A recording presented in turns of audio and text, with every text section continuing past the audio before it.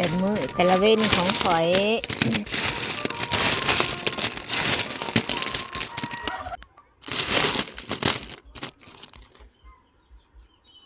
ไก่สีแห้งตากแดดเดียวก็ได้เลย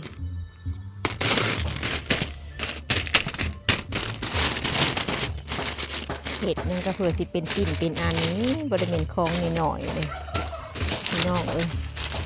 เผื่อสิจะออกมาเป็นรูปเป็นร่างใช้เวลา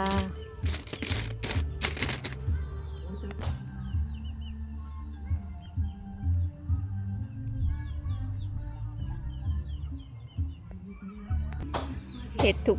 มือแล้วก็เอาถุง10 ถุง